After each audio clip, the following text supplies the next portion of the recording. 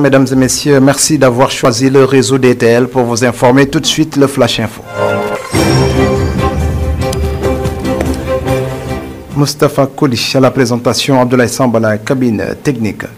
En prélude des élections législatives, un nouveau pôle est en gestation au sein de l'opposition. Bokk Gis Gis de Pape Diop et l'Union citoyenne Buntu Bi ainsi que les partis et mouvements affiliés ont décidé de former une coalition pour aller aux législatives. Et puis l'Alliance sénégalaise de la petite enfance revient sur le décès des bébés dans les crèches, dans les hôpitaux et ailleurs. Tout dernièrement, ce problème a fait couler beaucoup d'encre et a animé aussi moult discussions. Cette alliance ASEN-PE dénonce les souffrances et violences qu'endurent les enfants et plaide pour une meilleure formation des acteurs de la santé. Soyons plus créatifs et consommons local. Saviez-vous que la feuille de moringa ou nebedaï était utilisée à la base de sauce au Sénégal? Aujourd'hui, le nebedaï accompagne la farine de blé pour donner du pain. Au-delà même du moringa, c'est-à-dire le nebedaï, des jeunes Sénégalais utilisent aussi d'autres produits comme le pain de singe, qu'on appelle aussi en wolof bouy, et l'oseille ou bissap. Ces jeunes valorisent aujourd'hui de plus en plus le consommé local. Antonio Guterres, le secrétaire général des Nations Unies, ONU, sera à Dakar du 30 avril au 2 mai 2022, une visite qu'il aurait lui-même sollicitée compte tenu de leadership du président Macky Sall en Afrique de l'Ouest. Et puis on termine avec l'armée sénégalaise qui va bientôt pouvoir renouveler une partie de son artillerie de guerre, d'après une source citée par l'AS. 14 canons de 155 mm ainsi que 6 obusiers de 105 mm de facture américaine et 6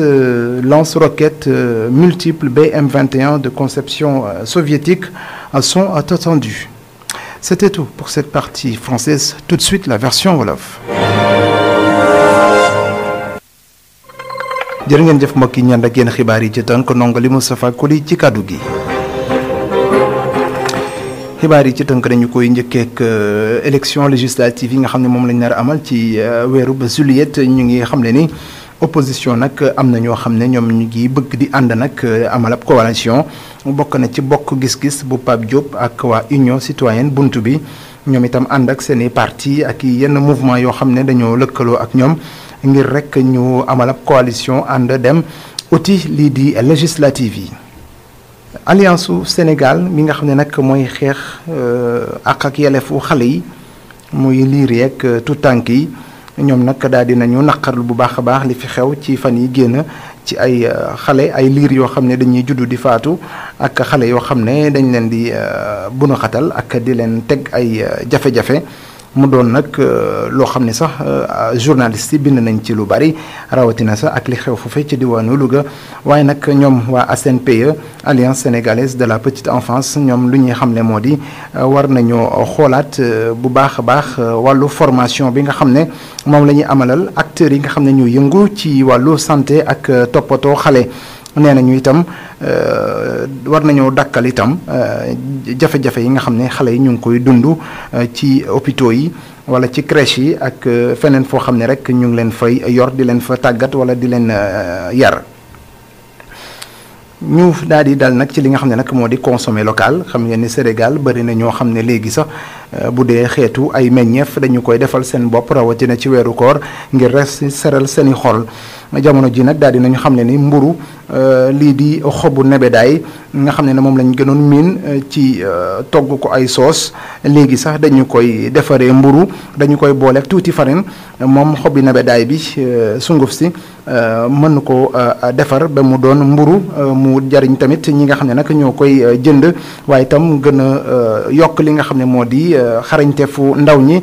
ci wàllu defar mburu ñu ngi wax ni sax gannaaw nebedaay bi itam dinañuy far di utiliser itam lii di pain de singe maanaam buy ak lii di oseille ñu koy wax ci wolof tam bisaab ñuy wax ni nag bari na ci ay ndaw yoo xam ne jamono ji nag ñu ngi def ay création yu bari ngir consommer local bi gën a yaatu. Antonio Guterres di secrétaire général bu ONU Nations Unies muy mbootaayu xeet yi moom nag annoncé nañ ko Dakar fanweeru fan ci weeru avril jàpp ñaari fan ci weeru mai dana fi amal tukkib nemmeeku loole nag moom sax day mel ni moo ko sàkku li ko waral moo di dafa gis ni Sénégal nag rawatina président Macky Sall dafa taxaw leadership ci Afrique sowu jant. Armée Sénégal nag moom nag daal dinañu xamle ni danañu jot ay gànnaay yu am solo lu toll ci fukk ak ñeenti canon yoo xam ne nag ay canon de guerre la yu 155 millimètres danañ ko jot ak juróom-benni obusier muy ay obus danañ ci jot itam yoo xam ne 105 millimètres la yoo xam ne ay facture yoo xam ne maanaam Amérique moo lañ ko jaay. waaye itam dinañu am 6 lance-roquettes yoo xam ne BM-21 lañ koy wax yu Union soviétique lañ ko nar a amee mu doon nag gànnaay yu am solo rawatina ci jamono ji nga xam ne nag ñu ngi wax ni dañoo war a désarmer rebelles yi wala way fipp yi wala sax ñu ne ay wëyu yi nga xam ne nag ñooy nekk ci biir Casamance di fa lëmbee ak tiital ak nangu moomeelu askan wa fa dëkkee. mbokk yi lii moo nekkoon xibaar yi ci tënk ndongali Moustapha Koli nekkoon ci kaddu gi di leen jaajëfal bu baax a baax te di leen dig daje ci sunu yeneen jotaay jërë ngeen jëf.